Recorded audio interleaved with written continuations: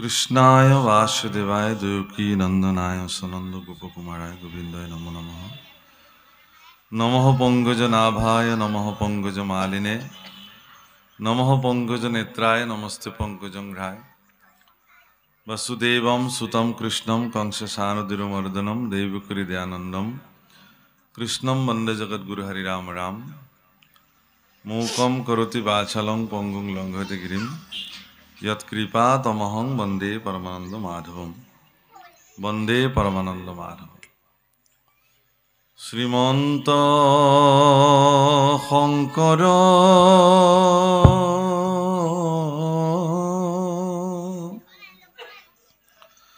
हरि भकतर जाना जेन कल्पतरु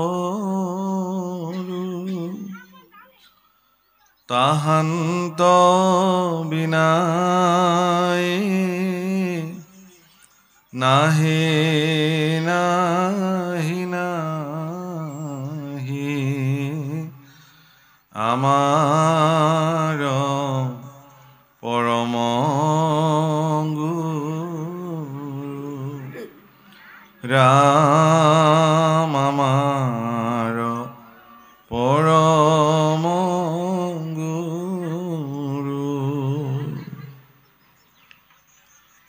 वांछा कल्पतरुभ्यश्च कृपा सिन्धुभ्यैव च पतितानां पावनेभ्यो वैष्णवेभ्यो नमो नमः।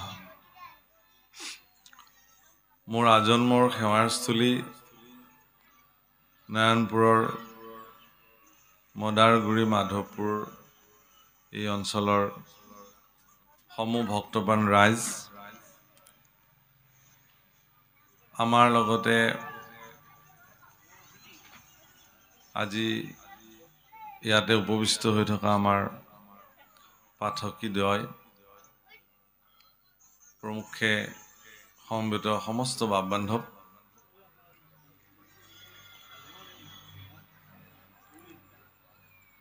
শ্ৰীমদ ভাগৱত গীতা আৰু শ্ৰীমদ ভাগৱত শাস্ত্ৰ শ্ৰীমদ ভাগৱত আৰু শ্ৰীমদ ভগৱত গীতা শ্ৰীমদ ভাগৱত আৰু এটাত আকাৰডাল নাই শ্ৰীমদ ভগৱত গীতা তো ভগৱত গীতাত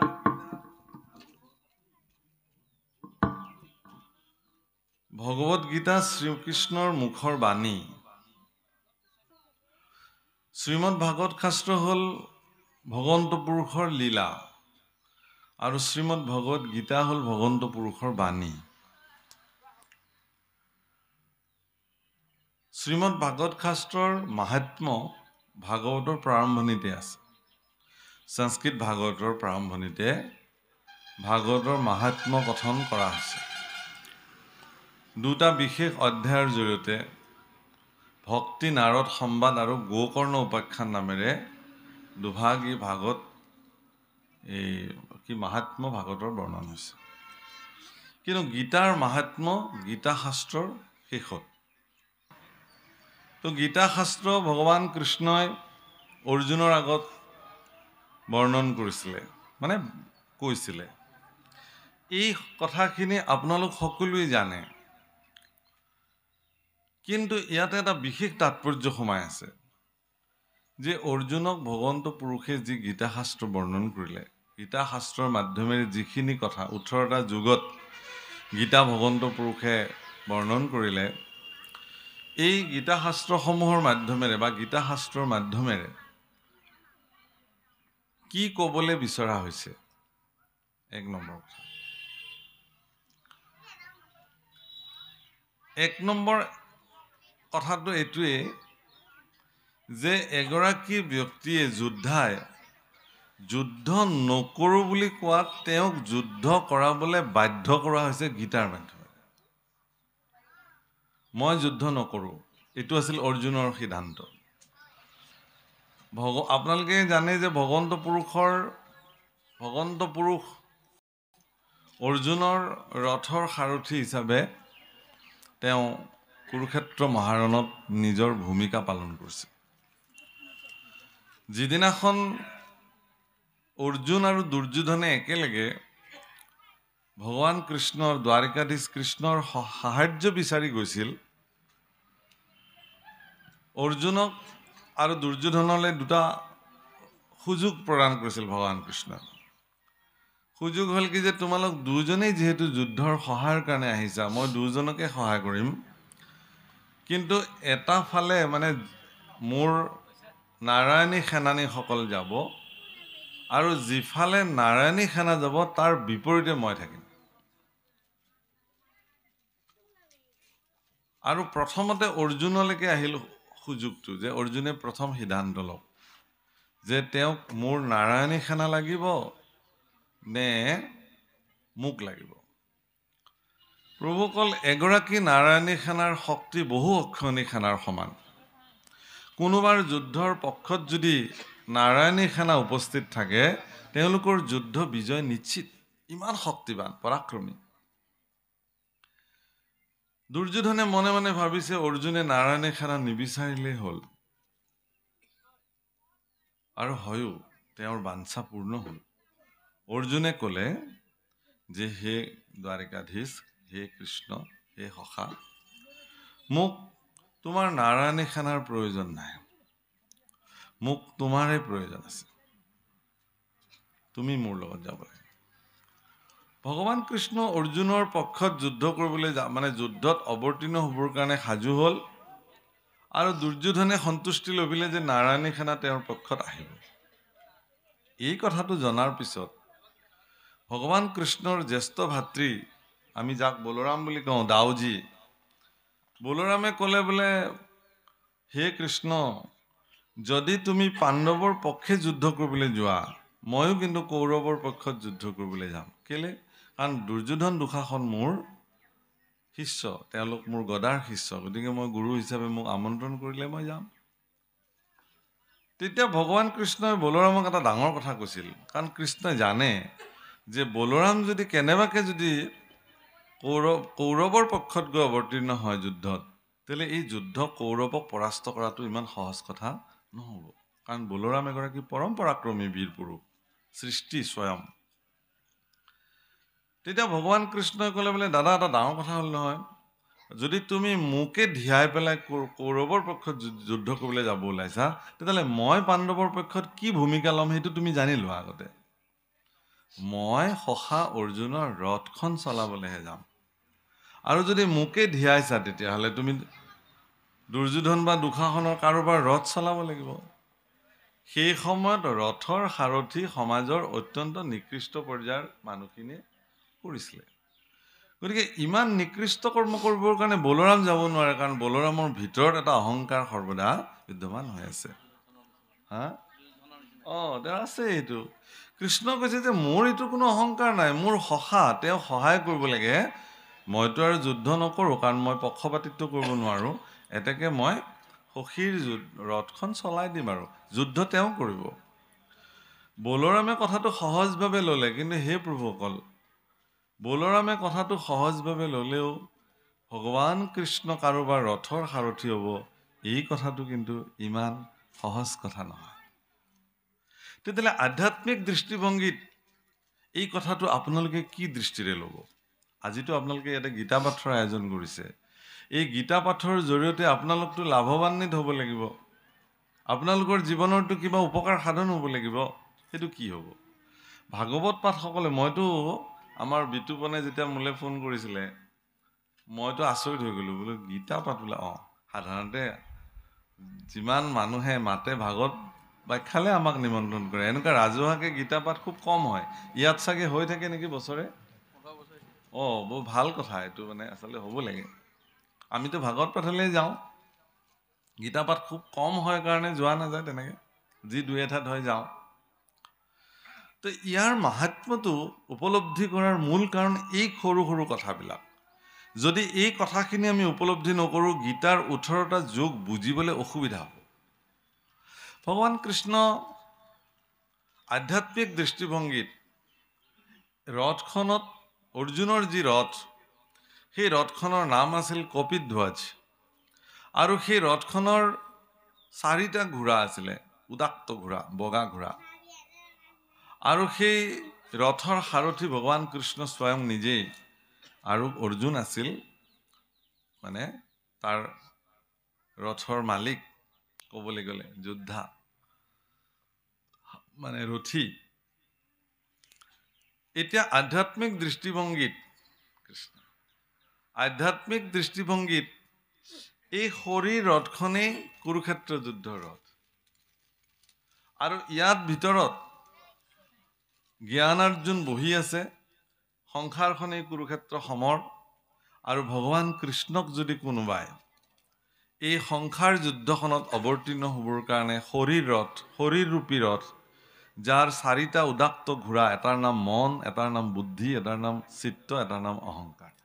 মন, বুদ্ধি, চিত্ত, অহংকাৰ নামৰ মনৰ 4টা স্বৰূপ উদাক্ত ঘোঁৰা, যাৰ নাকি লগাই পেলাই অৰ্জুনে কৃষ্ণৰ হাতত দিছিল যে হে প্ৰভু, এই ৰথখন তুমি এতিয়াৰ পৰা যেনেকৈ চলাবা ই তেনেকৈ চলিব।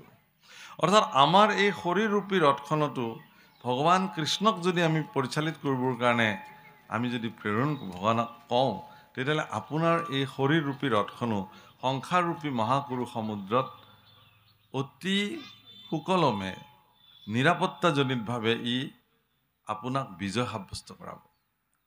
সেইকাৰণে অৰ্জুনে ভগৱান কৃষ্ণক ক'লে যে হে সখী, মই মোৰ পক্ষে কোনে যুঁজিবলৈ আহিছে আৰু মোৰ বিপক্ষে কোনে যুঁজিবলৈ আহিছে, এই কথা চাবৰ কাৰণে মোৰ ৰথখন যুদ্ধৰ মধ্যস্থানত অৱস্থান কৰোৱাটো মই বিচাৰোঁ। কথামতে কাম ভগৱান কৃষ্ণই তেওঁক লৈ আহিলে। আৰু তেওঁ মধ্যস্থানত যেতিয়া দেখিলে যে কৌৰৱৰ পক্ষত যি 11 অক্ষৌহিণী সেনা তেওঁৰ লগত যুঁজিবলৈ আহিছে, সেই 11 অক্ষৌহিণী সেনাৰ আটাইখিনিয়ে কিন্তু অধিকাংশ তেওঁৰ ইষ্ট কুটুম্ব, বন্ধু বা বংশৰ কুটুম্ব এনেকুৱা। সেইকাৰণে অৰ্জুনে সিদ্ধান্ত ল'লে যে এই ইষ্ট কুটুম্বসকলক বধ কৰি পেলাই মই এখন ৰাজ্যৰ ৰজা হোৱাৰ কোনো প্ৰয়োজনীয়তা নাই। হে কৃষ্ণ, মই এইখন যুদ্ধত অৱতীৰ্ণ নহওঁ, এই বুলি গাণ্ডীৱ থৈ দিলে। এখন যুদ্ধত অৱতীৰ্ণ হ'ব নোখোজা গাণ্ডীৱক থৈ দিয়া এগৰাকী ৰথিক, মহাৰথিক ভগৱান কৃষ্ণই এনেকুৱা কি বাণী দিলে, যিটো বাণীৰ কাৰণে অৰ্জুনে পুনঃ যুদ্ধ কৰিবৰ কাৰণে সাজু হ'ল। এইখিনিতে এটি ডাঙৰ তাৎপৰ্যপূৰ্ণ কথা আপোনালোকক কৈ থওঁ। আমাৰ নামঘোষাত এজনা শ্লোক মহাপুৰুষ মাধৱদেৱে লিখিছে, কৃষ্ণয়ে কদেৱ দুখহাৰী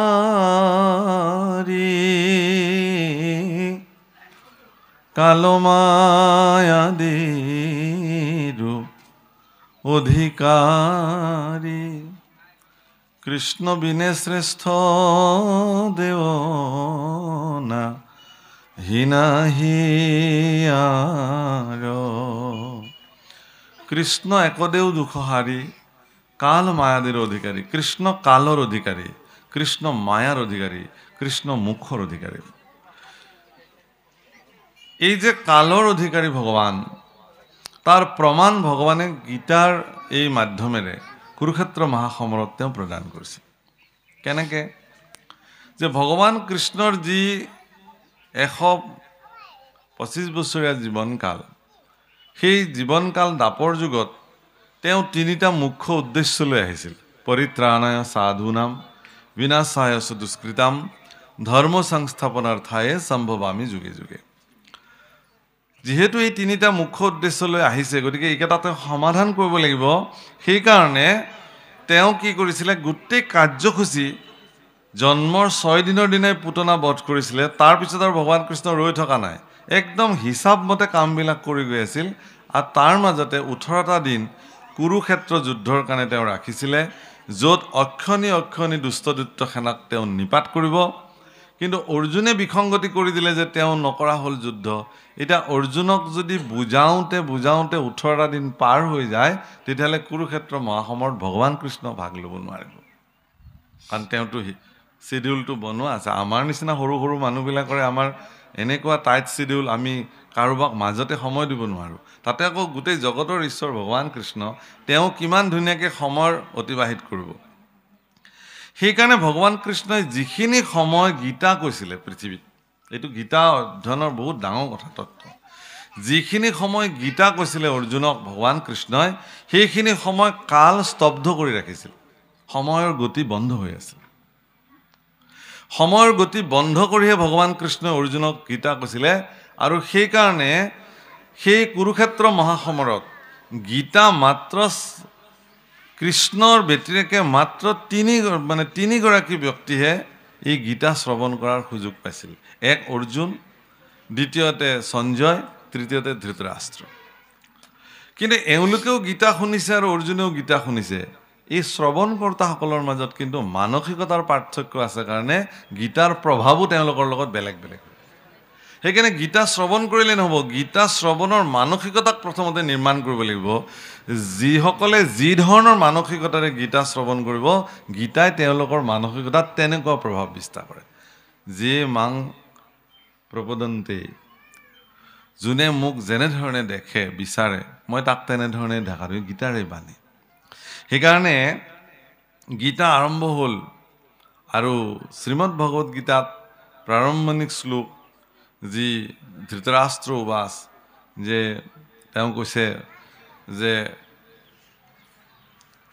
ধৰ্মক্ষেত্ৰে কুৰুক্ষেত্ৰে সমবেতা যুযুৎসৱঃ মামকাঃ পাণ্ডৱস্য কিম কুৰ্বন্তু সঞ্জয়। সঞ্জয়ক প্ৰশ্ন কৰিছে যে মোৰ পুত্ৰসকল আৰু পাণ্ডৱসকল কুৰুক্ষেত্ৰ ধৰ্মক্ষেত্ৰ কুৰুক্ষেত্ৰত তেওঁলোকে কি কৰিলে সেই সম্পৰ্কে মোক তুমি জনোৱা। তাৰ পৰা গীতা আৰম্ভ হৈছে। এনেকৈ 18টা যুগ। আজি আমাৰ বৰ্তমান চলি আছে জ্ঞান বিজ্ঞান যুগ, নহয়নে প্ৰভুসকল? তো জ্ঞান বিজ্ঞান যুগত আমি যিটো পদ আমি পালোঁ, সেই পদত কৈছে কি বুলি, পুত্ৰ ভাৰ্যা আসক্তিত নৰ গৃহে থাকে, যেন কূপে থয়া ওপৰত শিলে ঢাকে, হাতে গলে পায়ে দেই জিঞ্জিৰি লোহাৰ, পোতাশাল হন্তে তাৰ নাহিকে নিস্তাৰ। যদ্যপি দুষ্টৰ মায়া মূৰ ভক্তি নেৰে, তাক দেখি মায়া লাজে অধোমুখ কৰে, মোক ভজিলাত যে আপুনি গুছে মায়া, যেন অন্ধকাৰ হৰয় সূৰ্য ৰশ্মি পায়া। বিষয় সংসাৰখনক গীতাত জ্ঞান বিজ্ঞান যুগত এটা অন্ধকাৰ গাঁত বুলি কৈছে, কূপ। আমিবিলাকে যদিও দেখিছোঁ যে একদম সূৰ্যৰ পোহৰ কিবা আমি পোহৰত আছোঁ, নহয়। দৰাচলতে আমি গৃহীসকল, সংসাৰীসকল, মায়াময় জগতৰ আমি সকলোবিলাকে এটি প্ৰচণ্ড এন্ধাৰ গাঁতত আমিবিলাকে আছোঁ। অকল গাঁতটোততো এনেই থকাও দূৰৰ কথা, হাতে ভৰিয়ে লোহাৰ জিঞ্জিৰেৰে বান্ধি গাঁতটোৰ মুখৰ ওপৰত এটা প্ৰকাণ্ড শিল ঢাকি থৈ দিছে, যাতে আপুনি ইচ্ছা কৰিলেও সেই গাঁতটোৰ পৰা উঠি আহিব নোৱাৰে। আৰু এইখিনি কাম কোনে কৰিছে? মায়াই কৰিছে। মায়াৰ দ্বাৰা ৰচিত এই কৰ্মৰ দ্বাৰা আমি জীৱবিলাক সংসাৰৰ এই অন্ধকূপ, এই গাঁতটোত লোহাৰ শিকলিৰ দ্বাৰা বান্ধ খায়। ওপৰত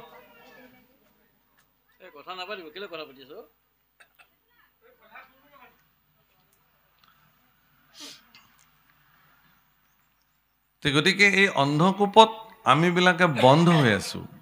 কিন্তু ইয়াত এটা ডাঙৰ প্ৰেৰণা দিছে আপোনালোকক বাণীটোত।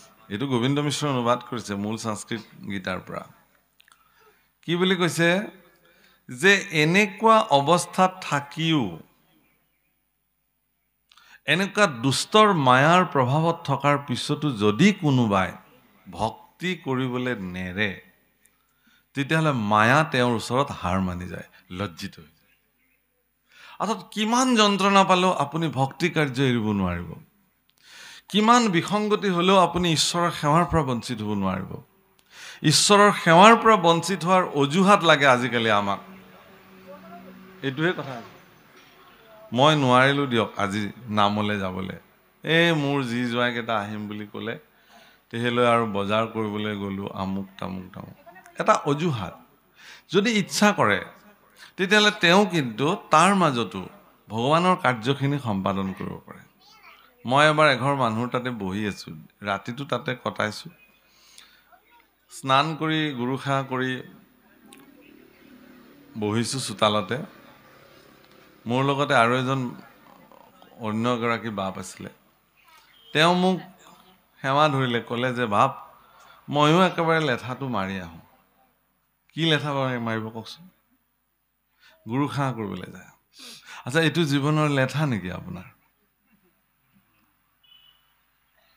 তাৰমানে মই কাৰোবাৰ পৰা শৰণ ল'লোঁ, গুৰুৱে কৈছে আপুনি নিত্য গুৰুসেৱা কৰিব, সেইকাৰণে আজিৰ পৰা এইটো লেঠাহে লাগিল। এতিয়া নগ'লেও নহয়, গুৰুসেৱা নকৰিলেও নহয়, মহা বিপদত পৰিলোঁ, এনেকুৱাহে হৈছে কথাটো।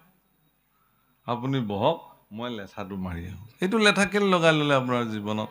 আপোনাক কোনে বাধ্য কৰালে যে আপুনি ভগৱানক বুজিব লাগিব? আপোনাক কোনে এনেকুৱা জোৰ জবস্তি কৰিছে আপুনি গুৰুসেৱা কৰিবই লাগিব? আপোনাকতো কোনেও হেৰি কৰা নাই, বাধ্যবাধকতা কৰা নাই। এতেকে এইটো লেঠা নহয়, এইটো আপোনাৰ জীৱনৰ অবিচ্ছেদ্য অংগ। ঈশ্বৰৰ প্ৰতি কৃতজ্ঞতা, ঈশ্বৰৰ প্ৰতি সেৱাৰ মনোবৃত্তি, গুৰুজনৰ প্ৰতি শ্ৰদ্ধেয় মনোবৃত্তি, ভগৱানৰ প্ৰতি সমৰ্পিত মনোবৃত্তি, এয়া আপোনাৰ জীৱনৰ অবিচ্ছেদ্য অংগ। কেলে? আপুনি অমৃতৰ সন্তান মানুহ। অন্য কোনো ইতৰ প্ৰাণীয়ে ইচ্ছা কৰিলে এইটো কাম কৰিব নোৱাৰে। তেওঁলোকৰ যদি প্ৰচণ্ড ইচ্ছা শক্তি জাগ্ৰত হয়, আজি যদি কুকুৰ এজনে আহি পেলাই ইয়াতে যদি বহিব খোজে, আপোনালোকে নিদিয়ে বহিবলৈ। প্ৰকাণ্ড সিংহ এটাৰ যদি মন যায় বোলে ময়ো অকণমান গৈ গীতা পাঠ শুনি আহোঁ বুলি যদি ইয়ালৈ আহে, গোটেইখন হুলস্থুল লাগি যাব। ইয়াক খেদিবলৈ প্ৰযত্ন কৰা হ'ব। খেদিবলৈ প্ৰযত্ন কৰিব। কিন্তু ইয়াত যি মানুহ, যি ধৰণৰ মানুহ নাহক কিয়, আপোনালোকে তেওঁক পদূলিৰ পৰা সন্মানে আনি ইয়াত আসন ভূষণ দিব লাগিব। আপুনি ক'লে আহিছে যে আপোনালোকে এইটো গীতা পাঠ কৰিছে বোলে, হয় মই শুনিবলৈ আহিছোঁ। তেওঁ যি মানুহেই নহওক, আপোনালোকে তেওঁক কিন্তু বঞ্চিত কৰিব নোৱাৰে। এতেকে এয়া আপুনি মই লাভ কৰা দুৰ্লভ্য মনুষ্য জন্ম। ইয়াতকৈ আৰু কি বিশেষ কথা আছে? যদি এনেকুৱা বিষয় সংসাৰৰ সুখত থাকি, আমাৰ মহাপুৰুষে বৰগীতত লিখিছে, বিষয়ৰ সুখ শুকৰ কহু পাইয়াৰে হৰিপদ সেৱা মানৱী বিনে নাই। বিষয়ৰ সুখ শুকৰো কহু পায়। শুকৰ মানে গাহৰি। আপুনি যি ইন্দ্ৰিয়জনিত বিষয় সুখ প্ৰাপ্তি হৈছে, গাহৰিৰো একেই সুখ, কুকুৰৰো একেই সুখ, গাধৰো একেই সুখ, তাৰ মাজত কোনো পাৰ্থক্য নাই। কিন্তু হৰি সেৱা বিনে মানৱী বিনে নাই। ঈশ্বৰৰ সেৱাৰ যি সুযোগ, সেয়া মনুষ্য ব্যতিৰেক অন্য কোনো ইতৰ প্ৰাণীৰ জীৱনত সম্পাদিত নহয়। হে প্ৰভুসকল, সেই কথা জানি এই অন্ধকূপত মায়াৰ জিঞ্জিৰিৰে আপোনাৰ হাত ভৰি যদিও বান্ধি ৰাখিছে, একান্ত চিত্তে যদি ভগৱানৰ দুখানি অভয় চৰণত আপুনি সমৰ্পিত হৈ সেই অন্ধকাৰ কূপত হাত ভৰি বান্ধি থোৱা অৱস্থাটো যদি ওপৰৰ পৰা শিল ঢাকি থোৱা গাঁত এটাৰ ভিতৰত পৰি থকা বুলি আপুনি অনুভৱ কৰিছে, আৰু তাৰ মাজতো সেই তেনেকেই যদি আপুনি ভগৱান ভজিছে, তেতিয়াহ'লে মায়া লাজতে অধোমুখ কৰিব আৰু ভক্তিৰ বলত আপোনাৰ জীৱনত সকলো প্ৰকাৰৰ মায়াৰ বান্ধন ছিন্ন হৈ যাব। যেনে সূৰ্যৰ পোহৰ পৰাৰ লগে লগে জগতৰ সকলো প্ৰকাৰৰ এন্ধাৰ বিনাশ হৈ যায়, কৃষ্ণ সূৰ্যৰ আলোকেও, ভক্তিৰ আলোকেও আপোনাৰো অন্ধকাৰচ্ছন্ন জীৱনক আলোকিত কৰি তুলিব পাৰে। গীতাৰ সপ্তম অধ্যায়ৰ জ্ঞান বিজ্ঞান যুগৰ এই পদত এইখিনি কথাকে বৰ্ণন কৰিছে। অসুৰসকলৰ কাৰণে এখন নিজস্ব লোক আছিলে, দানৱ লোক বুলি কয়, আৰু দেৱতাসকলৰ কাৰণে এখন নিজস্ব লোক আছিলে, যাক দেৱলোক বুলি কয়। অৰ্থাৎ অসুৰ এখন বেলেগ জগতত নিবাস কৰে আৰু দেৱতাসকলেও এখন বেলেগ জগতত নিবাস কৰে। কিন্তু ত্ৰেতাৰ যুগত অসুৰ আৰু দেৱতা বা সজ্জন আৰু দুৰ্জন একেখন পৃথিৱীতে বাস কৰিবলৈ ল'লে, জেগা বেলেগ বেলেগ। যেনে ৰাৱণৰ অসুৰ আছিল, তেওঁ লংকাত থাকে, আৰু ৰামচন্দ্ৰ পৰম দেৱত্ব পুৰুষ স্বয়ং ঈশ্বৰ, তেওঁ ইয়াত অযোধ্যাত থাকে বা ভাৰতবৰ্ষত। দাপৰ যুগত অসুৰ আৰু দৈত্য, অসুৰ আৰু মানে সজ্জন বা দেৱতা একেটা বংশতে থকা হ'ল। যেনে কৌৰৱসকল দৈত্য, অসুৰিক স্বভাৱ, পাণ্ডৱসকল দেৱতাৰ স্বভাৱ, একেটা বংশতে। আৰু কলিৰ যুগত অসুৰ আৰু আসুৰিক স্বভাৱ বা আসুৰিক গুণ আৰু দেৱত্ব গুণ একেটা শৰীৰতে থকা হ'ল মানুহৰ। কেতিয়া কোনে কি ৰূপ লয় কোনেও ক'ব নোৱাৰে। ইয়াত সেইকাৰণে কৈছে খুব ধুনীয়াকে যে অসুৰ স্বভাৱ ধৰি কত পাপীগণ, মোক ভজিবাক কদাচিত নাহি মন, মূৰ গুণ নাম কিঞ্চিতো শ্ৰদ্ধা নাই, লোকে কহিলেও তাৰ কৰ্ণ ফাটি যায়। ভাগৱত পাঠত বহিও বেলেগ কথা আৰু বিষয় পাতি থকাজনৰ অৱস্থাটো কি ভাবকচোন আপুনি। গীতা পাঠ চলি আছে, ভাগৱত পাঠ চলি আছে, তাত বহিও বেলেগ কথা পাতিব পৰাৰ মানসিকতাটো কি ভাবকচোন এবাৰ। তাৰমানে তেওঁলোকৰ কৰ্ণত কৃষ্ণ কথা নোসোমায়। পাপীৰ কাণত পাপে খুচি হেন তাৰে, সেইকাৰণে তেওঁলোকে বেলেগ কথা পাতিব পাৰে। তেখেতলোকৰ কথা তেওঁলোকে কৈ থাকক, ভাগৱত চলি আছে, আমিতো আহিব লাগে আহিছোঁ, বহিব লাগে বহিছোঁ, ইফালে যি হয় তাকেই হ'ব। গীতাত সেইকাৰণে কৈছে যে কোনোবাই যদি তেওঁলোকৰ আগত কয়ো কৃষ্ণ কথা, তেতিয়াহ'লে সেই কৃষ্ণ কথা তেওঁলোকৰ কাৰণে সেয়া কৰ্ণ যেন ফালি গৈছে, ফাটি গৈছে তেওঁলোকৰ কাৰণে সেই কথা। কিন্তু যদি কোনোবা বিষয় কথা কয়, কোনোবা লোকৰ যদি অসৎ চৰিত্ৰৰ কথা কোনোবাই পাতে, তেতিয়াহ'লে একদম মন প্ৰাণ ভৰি শ্ৰৱণ কৰিব, শুনিব। আপুনি বেলেগ নালাগে, আজি ইয়াতে গীতা পাঠ কৰিবৰ কাৰণে মাইক্ৰফোনৰ ব্যৱস্থা কৰিছে। চাউণ্ডটো কমি গ'লেই মানুহে ক'ব চাউণ্ডটো বঢ়াই দিয়ক।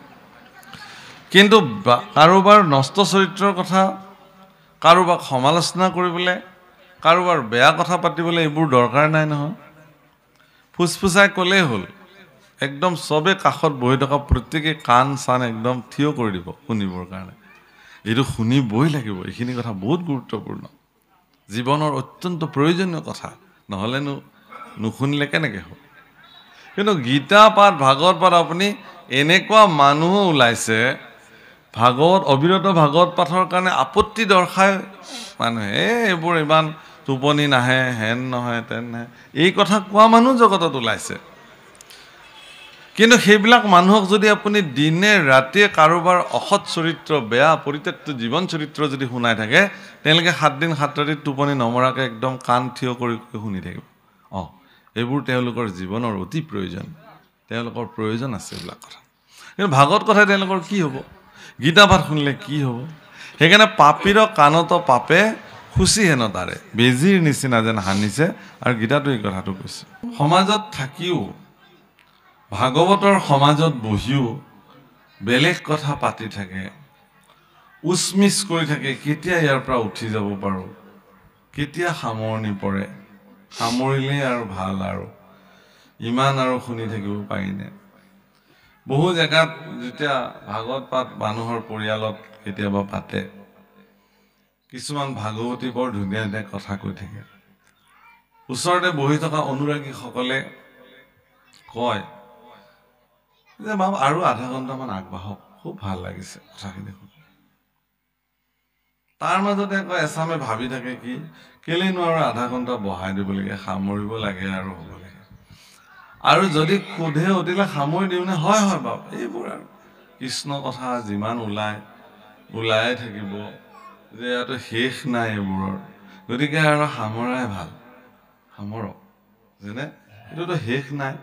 হয়তো ব্ৰহ্মাই চতুৰ্মুখী, যুক্তিও দিব তেওঁলোকে, ব্ৰহ্মাই চতুৰ্মুখে গাই শেষ কৰিব পৰা নাই, শিৱই পঞ্চমুখে গাই শেষ কৰিব পৰা নাই, আমি নৰ্মনিষ্ণু কোন গোটা, গতিকে আৰু সামৰকহে, আৰু উচপিচ যাব লাগে সোনকালে। এইবোৰনো কি দায়িত্ব, এঘৰে মাতিছে, আহিছোঁ, ভাগৱত কথা হ'ল, সামৰিব লাগে, যাব লাগে। গীতাত এই কথা স্পষ্ট কৰিছে যে সমাজত থাকি আন কহে অহৰ্নিশে, সমাজত বহি থাকি অহৰ্নিশে বেলেগ কথা পাতি থাকে আৰু উচমিচ কৰি থাকে, কেতিয়া ইয়াৰ পৰা উঠি যাব পৰা যায়, কেতিয়া ইয়াৰ পৰা যাব পাওঁ, কেতিয়া সামৰণি পৰে, এইটো। গতিকে শাস্ত্ৰ উপদেশ পায়ো তেওঁলোকে জ্ঞান নলয়, শাস্ত্ৰ উপদেশৰ জ্ঞান তেওঁলোকক প্ৰয়োজন নাই। সংস্কৃত এটা শ্লোক কৈছে, খুব ধুনীয়া আপ্তবাক্য আছে, যস্য নাস্তি স্বয়ং প্ৰজ্ঞা কিম কৰোতি শাস্ত্ৰম লোচনভ্যাম বিহীনস্য দৰ্পণঃ কিম কৰিষ্যতি। যাৰ স্বয়ং প্ৰজ্ঞা নাই তেওঁ শাস্ত্ৰই একো কৰিব নোৱাৰে। কি কৰিব? শাস্ত্ৰ শুনিলেই দে বাৰু, তেওঁৰ প্ৰজ্ঞাই নাই, ভিতৰৰ অন্তৰ্দৃষ্টি নাই, সদিচ্ছা নাই, তাক পালন কৰিবৰ কাৰণে তেওঁৰ মন মানসিকতা নাই। প্ৰজ্ঞাৱান লভতে জ্ঞানম, প্ৰজ্ঞাৱান সকলেহে জ্ঞান লাভ কৰিব পাৰে, শাস্ত্ৰ জ্ঞান। গতিকে যস্য নাস্তি স্বয়ং প্ৰজ্ঞা তস্য কিম কৰোতি শাস্ত্ৰম, শাস্ত্ৰই তেওঁ কি কৰিব? উদাহৰণ কি ধুনীয়া উদাহৰণ দিছে, লোচনভ্যাম বিহীনস্য দৰ্পণঃ কিম কৰিষ্যতি। চকু হালেই যাৰ নাই, তেওঁক এখন দাপোন আপুনি দিলে সেইখন কি কৰিব? তেওঁ কি কাম তেওঁৰ কাৰণে? চকুবিহীন অন্ধ লোকৰ যেনেকে আইনাৰ কোনো প্ৰয়োজন নাই, প্ৰজ্ঞাবিহীন লোকৰো শাস্ত্ৰৰ এই কথাবিলাকৰ তেওঁলোকৰ জীৱনত কোনো প্ৰয়োজন নাই। সেইকাৰণে শাস্ত্ৰ পাঠত বহিও যিবিলাকে শাস্ত্ৰক অমান্য কৰে, নুশুনে, অন্য কথা পাতে, জানিব যে তেওঁলোকৰ প্ৰজ্ঞা বোলা বস্তুটোৱেই নাই, অন্তৰ্দৃষ্টি নাই, ভক্তি নাই, শ্ৰদ্ধা নাই, সেইকাৰণে তেওঁলোকে নুশুনে। এইটো এইটো কি হৈছে, পিতৃপুৰুষসকলৰ পৰা আচলতে সংস্কাৰৰ মাধ্যমেৰেহে মানুহে এইবোৰ বস্তু প্ৰাপ্তি হয়। এভাগ শাস্ত্ৰ, ভাগৱত শাস্ত্ৰ, গীতা শাস্ত্ৰ, গীতা শাস্ত্ৰ এনেকুৱা এভাগ শাস্ত্ৰ, এই শাস্ত্ৰই মানুহৰ জীৱনৰ পথ পৰিৱৰ্তন কৰি দিব পাৰে। এগৰাকী দুৰাচাৰী অসুৰ চৰিত্ৰৰ ব্যক্তিকো তেওঁক দেৱতুল্য ব্যক্তিলৈকে ৰূপান্তৰ কৰিব পৰা ক্ষমতা এক গীতা শাস্ত্ৰৰ আছে। ইমান মূল্যৱান। এই শাস্ত্ৰৰ সেই ধাৰণা তেওঁলোকৰ মনত প্ৰথমতে থাকিব লাগিব। শ্ৰদ্ধাৱান লভতে জ্ঞানম, শ্ৰদ্ধাৱান সকলে জ্ঞান লাভ কৰিব, আৰু সেই শ্ৰদ্ধাখিনি তেওঁ সংস্কাৰৰ মাধ্যমেৰে লাভ কৰিব লাগিব। কৃষ্ণ। চাৰিবিধ লোকে নিজৰ মতি অনুযায়ী ভগৱানক ভজে বুলি গীতাত বৰ্ণনা কৰিছে। তাৰে প্ৰথমবিধ কোন? প্ৰথমবিধ হ'ল ৰোগী, বেমাৰীবিলাক। তেওঁলোকে আগতে নভজে ভগৱানক। যেতিয়া ৰোগ হয়, ৰোগত যেতিয়া যন্ত্ৰণা পায়, তেতিয়া তেওঁলোকে ভগৱানৰ নাম লয় কেতিয়াবা কেতিয়াবা। আৰু নাম লয় কি বুলি? যে হে ভগৱান তুমি মোক ইমান দুখ দিলা, কেতিয়া মোক এই দুখৰ পৰা তুমি নিষ্কৃতি কৰাবা, সেই বুলিহে নাম লয়। বিপদত পৰি পেলাই, যন্ত্ৰণাত কাতৰ হৈ তেওঁলোকে নাম লয়। আকৌ কিছুমানে মই সেই ঈশ্বৰৰ দুখত দিলো ভৈলা মতি, মোহোক জানিলে হৈবে পৰম ভকতি, কেহুজনে জিজ্ঞাসা বোলে সৰ্বঠাই, কিমতে হৰিক ভজি সংসাৰ এৰাই। কিছুমানে আকৌ অন্বেষণ কৰি থাকে, ৰিচাৰ্চ কৰি থাকে, কেনেকৈ ভগৱানক বুজিব পাৰি, কি কৰিব পাৰি, এইবিলাক কৰোঁতে দিনকাল পাৰ হৈ যায়। তাৰ মাজতো ভজে, তথাপিও সংসাৰ তৰে, তেওঁলোকেও তৰিব পাৰে। কিছুমানে আকৌ ধন, বিত্ত, অৰ্থ, যশস্যা, কৃতিত্ব এইবিলাক বিচাৰি পেলাই ভগৱানক ভজে। হে ভগৱান মোক ধন দিয়া, আমুক দিয়া, তমুক দিয়া।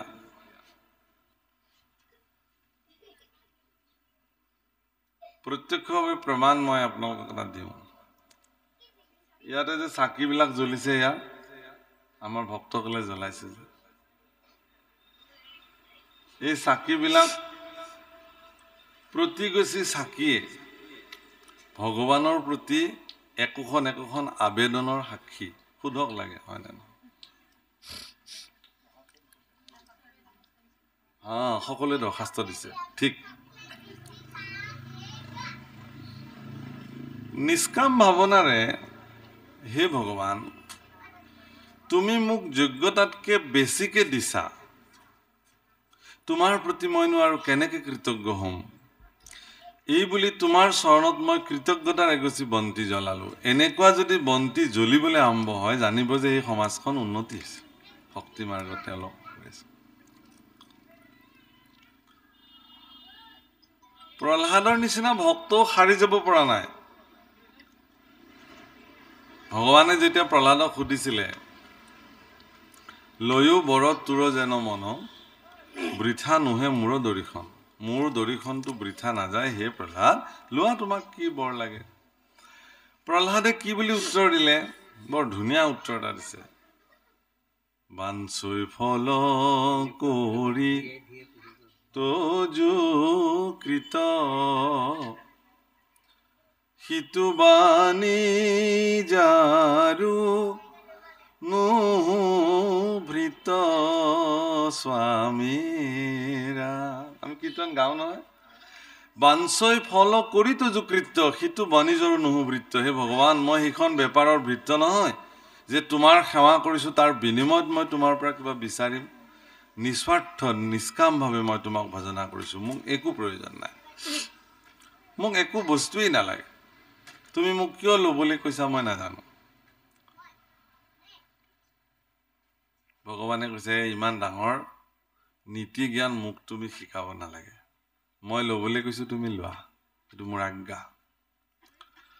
আজ্ঞা হ'ল ভগৱানৰ আৰু সেইকাৰণে প্ৰহ্লাদে কি বিচাৰিলে নিজৰ কাৰণে নহয় কিন্তু তথাপি বিচাৰিলে পিতৃৰ কাৰণে তোমাক নিন্দিলে পিতৃ মূৰ সিজিলে পাতেক মহাঘূৰ তাত হন্তে পিতৃ নিষ্ঠা ৰোক এতেক প্ৰসাদ দিয় মোক এইখিনি প্ৰসাদ মোক দিব পাৰা মোৰ দেউতাই তোমাক বহুত নিন্দা কৰিলে মোৰ পিতৃয়ে তোমাক অনেক নিন্দা কৰি তেওঁ অনেক পাপত পৰিলে তাৰ পৰা তুমি তেওঁক নিস্তাৰ কৰা প্ৰহ্লাদে অৱশ্যে এইখিনি নাজানিছিল এইকাৰণে যে তেওঁৰ পিতৃ হিৰণ্যকশিপুৱে ঈশ্বৰৰ একো দোষ কৰা নাই অপৰাধ কৰা নাই এটা বিশেষ ভূমিকা গ্ৰহণ কৰি তেওঁ পৃথিৱীলৈ আহিছে বৈকুণ্ঠৰ পাৰিষত বিচক্ষণ পৰাক্ৰমী বিচক্ষণ বুদ্ধিসম্পন্ন লোক হিচাপে তেওঁ নিজৰ যিখিনি সাধনা সেই সাধনাৰে তেওঁ সকলোখিনি আৰ্জি লৈছে আৰু সেই গোটেই সাধনা তেওঁ ভগৱানৰ খ্যাতিৰ কাৰণে অৰ্পণ কৰিছে কথাটো ভাবকচোন এবাৰ আজি যদি ইয়াতে প্ৰহ্লাদ চৰিত্ৰৰ ভাওনা কৰিবলৈ আমি সিদ্ধান্ত লওঁ ৰাইজে এতিয়াই প্ৰথমতে আলোচনা হ'ব যে হিৰণ্যকশিপুৰ ভাও কোনে ল'ব আৰু বিচাৰ কৰিব যিজন মানুহ একদম হাট্টা কাট্টা পুৰা একদম মজবুত বাহুবলী পৰাক্ৰমী ওখ পাখ ধুনীয়া একদম দেখিবলৈ এনেকুৱা এজন ব্যক্তিকহে প্ৰথমতে হিৰণ্যকশিপুৰ সিদ্ধান্ত ল'ব চেৰেলা মেৰেলা মানে একেচৰতে বাগৰি পৰা মানুহ এজনক হিৰণ্যকশিপুৰ দিব জানো কোনোবাই কোনে চাবলৈ আহিব সেইখন ভাওনা কেলে নিদিয়ে বাৰু হিৰণ্যকশিপুক সমাজে এনেকুৱা এজন পৰাক্ৰমী হিচাপে কংসক এনেকুৱা এজন পৰাক্ৰমী পুৰুষ হিচাপে দেখুৱাব খোজে ইমান বলৱান বুদ্ধিমান পৰাক্ৰমী লোককো ভগৱন্ত পুৰুষে অনায়াসে নিপাত কৰিব পাৰে তাৰ কাৰণে কৃতিত্বটো কালে গ'ল ভগৱন্তলৈ গ'ল চেৰেলা মেৰেলা মানুহ এটাক 100 মাৰিলে যে ভগৱানক লাগেনে আমিয়ে পাৰোঁ এনেকুৱা মানুহ এটা মাৰিবলৈ কেলে ভগৱানক লাগে কিন্তু না হিৰণ্যকশিপুৰ কিয় নোৱাৰে অস্ত্ৰে শস্ত্ৰে মাৰিব নোৱাৰে এইজনক নিজৰ সাধনাৰে আৰ্জি লৈছে তেওঁ তেনেকুৱা বল পৰাক্ৰম কি যে যাক অস্ত্ৰে শস্ত্ৰে মাৰিব নোৱাৰে দিনত মাৰিব নোৱাৰে ৰাতি মাৰিব নোৱাৰে ঘৰৰ ভিতৰত নমৰে বাহিৰত নমৰে জন্তুৱে মাৰিব নোৱাৰে মানুহে মাৰিব নোৱাৰে আকাশত নমৰে পাতালত নমৰে ইত্যাদি কিন্তু ভগৱন্ত পুৰুষে তেওঁতকৈও বিচক্ষণ বুদ্ধিসম্পন্ন মোৰ ভগৱান দুষ্ট দৈত্যক নিপাত কৰিবৰ কাৰণে তাতকৈও বিচক্ষণতাৰে তেওঁ উপায় সাজি ল'লে জন্তু মাৰিব নোৱাৰে মানুহ ভগৱান নৰসিংহ ৰূপে আহিছে স্ফটিকৰ স্তম্ভতে ব্যক্ত হৈছে ভক্তৰ বাণী দিনত মাৰিব নোৱাৰে ৰাতি মাৰিব নোৱাৰে সন্ধিয়া মাৰিছে ঘৰৰ ভিতৰত নমৰে বাহিৰত নমৰে দুৱাৰ দলিত মাৰিছে আপোনাৰ অস্ত্ৰে শস্ত্ৰে মাৰিব নোৱাৰে নখে বিদাৰিছে নখেৰে বিদাৰিছে সেইটোতো কোৱা নাছিলে নহয় নখেৰে বিদাৰি একদম নাৰী ভুৰু উলিয়াই গাত সানি সানি লৈছে প্ৰচণ্ড পৰাক্ৰমেৰে ঈশ্বৰ পুৰুষৰ যশস্যা আৰু খ্যাতিক জগতত কাললৈকে কালজয়ী হিচাপে ৰাখিবৰ কাৰণে হিৰণ্যকশিপুৱে তেওঁৰ জীৱনৰ সমস্ত কৃতিত্ব আৰু যশস্যাক জলাঞ্জলি দিছে ভগৱানৰ কাৰণে। গতিকে সেই হিৰণ্যকশিপুক কি গতি প্ৰাপ্ত কৰাব তাৰ কাৰণে কি প্ৰহ্লাদে ক'ব লাগে নেকি ভগৱানক? কোৱাৰ প্ৰয়োজন নাই। তথাপিও মানুহে কয়, মই সেইকাৰণে কৈছোঁ যে ইয়াত জ্বলোৱা প্ৰতিগছাকি চাকি একোখন একোখন আবেদনৰ মানে জ্বলন্ত সাক্ষী। হে ভগৱান, মই জ্বলি আছোঁ, অমুকে অমুক বিচাৰিছোঁ, জ্বলন্ত সাক্ষী। ইয়াতো কৈছে যে এচাম তেনেকুৱা ব্যক্তিও আছে যিয়ে ধন জন অৰ্থ খ্যাতি এইবোৰ বিচাৰি মোক ভজনা কৰে। তেওঁলোকে সেইবোৰে বিচাৰে।